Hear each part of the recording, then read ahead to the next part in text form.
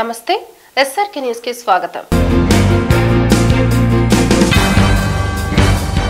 Telugu Desam party అధినేత Nara Chandrababu Naidu inner ring road ఉచిత ఇసుక మద్యం కేసులకి సంబంధించి శనివారం పూచీకత్తులు సమర్పించారు. హైదరాబాద్ నుండి నేరుగా గన్నవరం చేరుకున్న చంద్రబాబు విజయవాడ, గుంటూరు సిఐడి కార్యాలయానికి వెళ్లి పూచీకత్తుతో పాటు సిఐడి అధికారులకి బాండ్లు సమర్పించారు. ఈ క్రమంలో టీడీపీ నాయకులు, జన సైనికులు భారీగా తరలివచ్చి బాబుకి సంఘీభావం తెలిపారు. గుంటూరు సిఐడి కార్యాలయం వద్ద పోలీసులు, టీడీపీ నాయకులు, అభిమానులకి మధ్య పరస్పరం తోపులాట జరిగింది.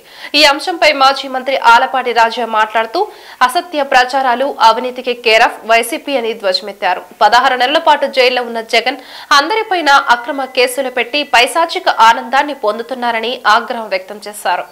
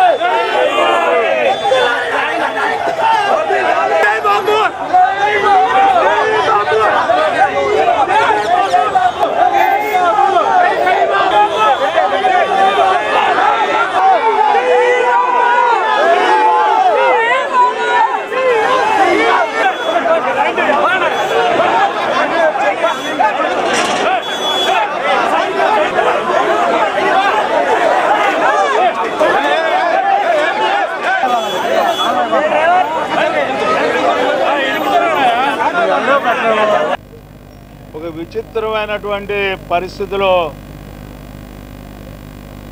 ఈ రాష్ట్రంలో పాలన జరుగుతూ ఉంది.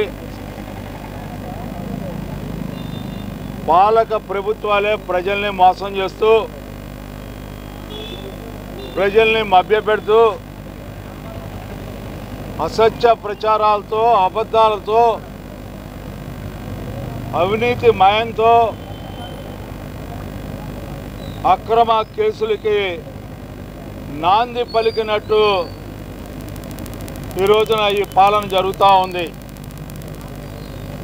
చాలా సందర్భాల్లో చెప్పాం, ఈ ప్రభుత్వం యొక్క పోకడ ఆది నుంచి కూడా ఆలు లేదు, చూలు లేదు, కొడుకు పేరు సోమలింగడు అన్నట్టుగా. ఎందుకంటే ఏమీ లేకుండానే ఈ రోజున నిప్పును పుట్టించేలాగా అదిగో పొగ, ఇదిగో పొగ అంటూ నిప్పును రాజేస్తూ రాష్ట్రాన్ని రావణ కాష్టంలాగా మారుస్తున్నటువంటి సంఘటనలు ఎన్నో చూసాం. మరి ముఖ్యంగా ఈనాడు 3 కేసుల యొక్క పరిస్థితిని మనం గమనించినట్లయితే ఇన్నర్ రింగ్ రోడ్డు ఉందా లేదా అనేది ఒక్కసారి మనందరికీ తెలిసినటువంటి విషయం. లేని విషయాన్ని ఉన్నట్టుగా స్వయంగా ఒక శాసనసభ్యుడి చేత ఈరోజు పాపం అతనికి సీటు కూడా లేదు, ఆ యొక్క పార్టీకి రాజీనామా చేశాడు. నిజంగా అతను న్యాయపరంగా పాలన సాగినట్లయితే, ఈరోజు నిజమైన పరిస్థితిలో ముఖ్యమంత్రి ఉన్నట్లయితే అతను రాజీనామా చేసి ఉండేవాడు కాదు. అక్రమ పరిపాలనను తెలిసి అన్యాయంగా అవసరమైతే నేను జగన్మోహన్ రెడ్డి మీద కూడా కేసులు వేస్తామని చెప్పినటువంటి సందర్భాన్ని పునరుద్ధరిస్తూ మీకు ఈ మాట చెప్తా ఉన్నా. రాజ్యాంగ హక్కుల్ని కాలరాస్తున్న కేంద్ర ప్రభుత్వ విధానాలు, వర్ణ వివక్ష, సామాజిక రుగ్మతలకు వ్యతిరేకంగా కాంగ్రెస్ పార్టీ భారత జోడో న్యాయ యాత్రకి మరోసారి శ్రీకారం చుడుతుందని Congress party state working president Mastan Vali వెల్లడించారు. మణిపూర్ నుండి ముంబై వరకు ఈ నెల 14న యాత్ర ప్రారంభం కాబోతున్న నేపథ్యంలో మస్తాన్ వలీ శనివారం గుంటూరులో స్టిక్కర్లు ఆవిష్కరించి వాహనాలను ప్రారంభించారు. ఈ సందర్భంగా ఆయన మాట్లాడుతూ ఎన్ని అడ్డంకులు సృష్టించినా తమ పార్టీ చేపట్టిన న్యాయ యాత్రని విజయవంతం చేస్తామని స్పష్టం చేశారు. కాంగ్రెస్ పార్టీ నగర అధ్యక్షులు ఉస్మాన్, ఎన్ఎస్యుఏ జిల్లా అధ్యక్షులు కరీం తదితరులు ఈ కార్యక్రమంలో పాల్గొన్నారు. భారత్ జోడో న్యాయ యాత్రను జయప్రదం చేయండి. భారత్ జోడో న్యాయ యాత్రను జయప్రదం చేయండి. భారత్ జోడో న్యాయ యాత్రని జయప్రదం చేయండి. భారత్ జోడో న్యాయ యాత్రని कांग्रेस पार्टी जिंदाबाद। जोड़ो जोड़ो जोड़ो जोड़ो जोड़ो जोड़ो जोड़ो वोट दिल्लाली राहुल गांधी गारी नायकत्వం वोट दिल्लाली राहुल गांधी गारी नायकत्వం న్యాయ యాత్ర భారత్ జోడో యాత్రను జయప్రదం చేయండి న్యాయ యాత్ర భారత్ జోడో యాత్రను దిల్లాలి మస్తాన్ వలి గారి నాయకత్వం జిందాబాద్ కాంగ్రెస్ పార్టీ ఓట్ దిల్లాలి రాహుల్ గాంధీ గారి నాయకత్వం జోడో జోడో జోడో జోడో గతంలో కన్యాకుమారి నుంచి కాశ్మీర్ దాకా 4087 కిలోమీటర్లు దేశంలో జరుగుతున్నటువంటి వర్ణ వివక్ష సామాజిక రుగ్మతలకు వ్యతిరేకంగా స్వతంత్రం వచ్చిన తర్వాత ఇంత పెద్ద పాదయాత్ర చేసినటువంటి చరిత్ర లేదు దేశం కోసం. కానీ రాహుల్ గాంధీ గారు చేపట్టిన తర్వాత దేశంలో ఒక చైతన్యం వచ్చినటువంటి పరిస్థితి. మరి అట్లానే ఇవాళ రాజ్యాంగం ప్రకారం వ్యక్తి స్వేచ్ఛను హరిస్తున్నటువంటి నరేంద్ర మోడీ గారి దుర్మార్గ విధానాలకు వ్యతిరేకంగా ప్రతి మనిషికి రాజ్యాంగం కల్పించినటువంటి స్వేచ్ఛ మరి హక్కులను భంగం వాటిల్లినా కూడా నరేంద్ర మోడీ గారు నోటి నుంచి ఒక్క మాట రానటువంటి మరి ఇవాళ అనిశ్చిత పరిస్థితిలో పార్లమెంట్లో కూడా చర్చించకుండా పారిపోతున్నటువంటి పిరికి ప్రధానమంత్రిగా ప్రజలు భావిస్తున్నటువంటి తరుణంలో ప్రజలకు న్యాయం జరగట్లేదు అనేటటువంటి ఆలోచనతో మణిపూర్ నుంచి మహారాష్ట్ర, మణిపూర్ నుంచి బొంబే వరకు కూడా భారత్ జోడో న్యాయయాత్ర అంటే ప్రతి మనిషికి వ్యక్తికి భారతీయుడికి న్యాయం జరగాలి అనేటటువంటి దానిలో ఒక న్యాయయాత్రని రేపటి నుంచి ప్రారంభించుకోపోతా ఉన్నటువంటి పరిస్థితి. ఈ న్యాయయాత్రకు భయపడినటువంటి నరేంద్ర మోడీ మణిపూర్లో భారతీయ జనతా పార్టీ అధికారంలో ఉంటే ఇంపాల్ నుంచి మొదలుపెట్టేటటువంటి కార్యక్రమాన్ని కూడా రాహుల్ గాంధీ గారు చేపట్టేటటువంటి కార్యక్రమం ద్వారా ప్రజలు తిరగబడి నరేంద్ర మోడీ గారిని పరిగెత్తిస్తారో అనేటటువంటి భయపడినటువంటి బీజేపీ ప్రభుత్వం అక్కడ ఇంపాల్లో పర్మిషన్ ఇవ్వకపోవడం దురదృష్టకరం అని చెప్పి కాంగ్రెస్ పార్టీ భావిస్తూ ఎన్ని అడ్డంకులు వచ్చినా రేపటి రోజు నుంచి భారత్ జోడో న్యాయయాత్ర ప్రారంభమవుతుంది. మణిపూర్లో ఎందుకు ప్రారంభించుకోవడం జరిగిందంటే భారతదేశం విభిన్న రకాల, విభిన్న మతాల, విభిన్న భాషల, విభిన్న సాంప్రదాయాలు కలిగినటువంటి సమ్మేళనం భారతదేశం. ఈ భారతదేశం యొక్క గొప్పతనమే అది. అందుకోసం ఈ దేశం ఇంత పెద్ద ప్రజాస్వామ్య దేశం శాంతియుతంగా మనగలుగుతుంది. కానీ దురదృష్టకరం ఏంటంటే మణిపూర్లో క్రైస్తవుల మీద ఇంకొక తెగకు చెందినటువంటి క్రైస్తవులను రెచ్చగొట్టి 3500 మంది మరణించినప్పుడు కూడా ఈ దేశ ప్రధానమంత్రి ఆ యొక్క దేశాన్ని పర్యటించి ఆ రాష్ట్రాన్ని పర్యటించిపోవడం దురదృష్టకరమైన సంఘటన. యువతకి ఉపాధి ఉద్యోగ అవకాశాల సాధన కోసం నిరంతరం పోరాటం చేస్తున్న డివైఎఫ్ఐ నూతన సంవత్సర క్యాలెండర్ ఆవిష్కరణ కార్యక్రమం శనివారం అట్టహాసంగా జరిగింది. బ్రాడీపేటలోని డివైఎఫ్ఐ జిల్లా కార్యాలయం ఈ కార్యక్రమానికి వేదికగా నిలిచింది. డివైఎఫ్ఐ మాజీ జిల్లా కార్యదర్శి ఈమని అప్పారావు, జిల్లా కన్వీనర్ కృష్ణకాంత్ క్యాలెండర్ ని ఆవిష్కరించిన అనంతరం మాట్లాడారు. సంఘ నాయకులు భాష, కార్తిక్, కిరణ్, సమీర్ తదితరులు ఈ కార్యక్రమంలో పాల్గొన్నారు.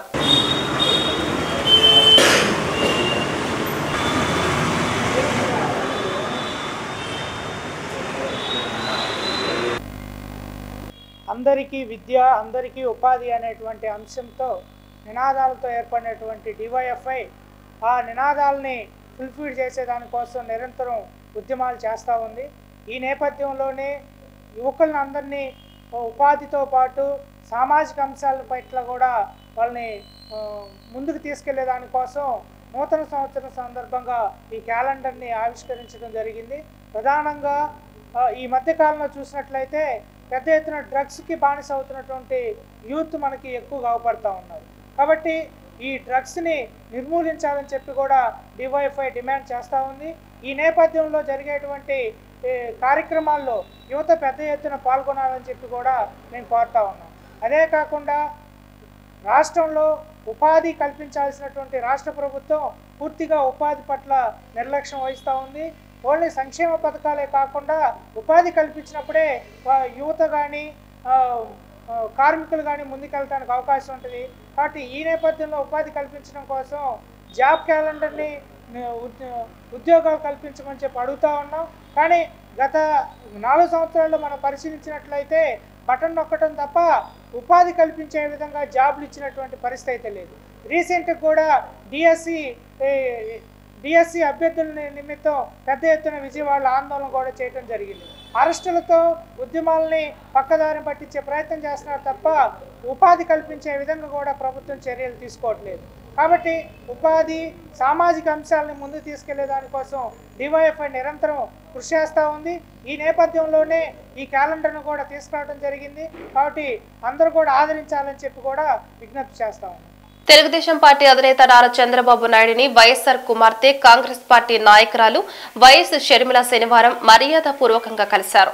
తమ తనయుడు వైఎస్ రాజారెడ్డి వివాహానికి కుటుంబ సమేతంగా హాజరు కావాలని ఆహ్వాన పత్రికని అందజేశారు. అనంతరం షర్మిల మీడియాతో మాట్లాడుతూ వైఎస్ఆర్ మనవడి పెళ్లికి రావాలని చంద్రబాబుని ఆహ్వానించారని, కాంగ్రెస్ పార్టీ ఏ బాధ్యతలు అప్పగించినా సమర్థవంతంగా పనిచేస్తారని చెప్పారు. రాజశేఖర రెడ్డి గారి మనవడు వైఎస్ రాజారెడ్డి గారి పెళ్లి జరుగుతున్న సందర్భంలో చాలా మంది ఇన్వైట్ చేస్తున్న రాజకీయ నాయకుల్ని, అందులో భాగంగానే చంద్రబాబు గారిని కూడా పెళ్లికొచ్చి వాళ్ళని ఆశీర్వదించాలని కోరడం జరిగింది. చాలాసేపు రాజశేఖర రెడ్డి గారి గురించి, వాళ్ళ ఫ్రెండ్షిప్ గురించి, వాళ్ళ రాజకీయ ఇనిషియల్ ప్రస్థానంలో జరిగిన విషయాల గురించి అన్నీ గుర్తు చేసుకున్నారు, మాకు గుర్తు చేశారు. చాలాసేపు మాట్లాడాం, చాలా సంతోషం అనిపించింది. వచ్చి ఆశీర్వదిస్తామని మాటిచ్చారు.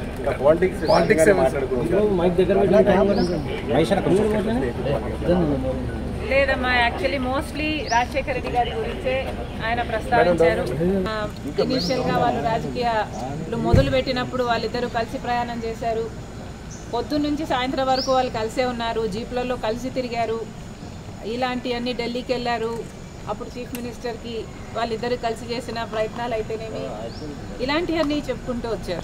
మేడం, కాంగ్రెస్ పార్టీలో మీ పాత్ర ఎలా ఉండబోతుంది? మీకు ఎటువంటి పదవి మీరు అనుకుంటున్నారు వస్తుందని చెప్పి వాళ్ళు మీకు కాంగ్రెస్ పార్టీ ఏ పదవి ఇవ్వాలి, ఏ బాధ్యతలు ఇవ్వాలి అనేది కాంగ్రెస్ పార్టీ ప్రెరోగేటివ్. కాంగ్రెస్ పార్టీలో because it is the largest secular party చేరడం జరిగింది.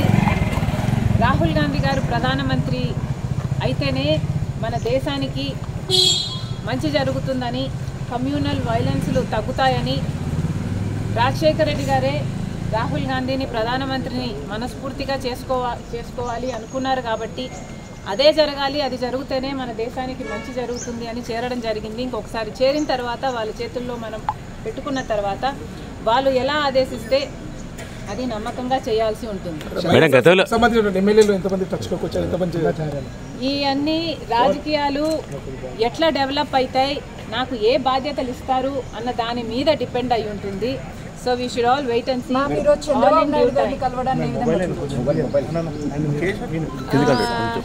చంద్రబాబు గారిని చూడడాన్ని ఏ విధంగా కలవడం ఏ విధంగా చూడొచ్చు అంటే, మామూలుగానే ఒక ఫ్రెండ్లీ ఎన్వైరన్మెంట్లో అందరం చూస్తే బాగుంటుంది. నేను లోకేష్ గారు ఒక ట్వీట్ నాకు రిప్లై చేశారు. ఆ సందర్భాన్ని కూడా రాజకీయంగా చూడకండి. చంద్రబాబు గారికి ఒక క్రిస్మస్ కేక్ మాత్రమే పంపడం జరిగింది.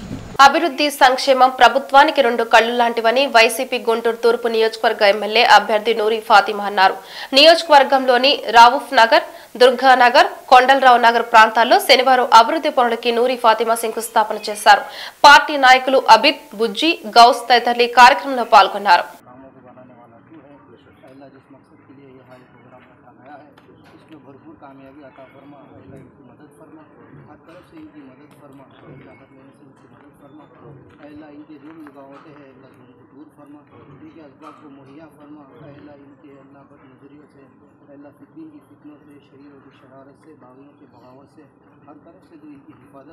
ఈ వార్తలు ఇంతటితో సమాప్తం. నమస్కారం.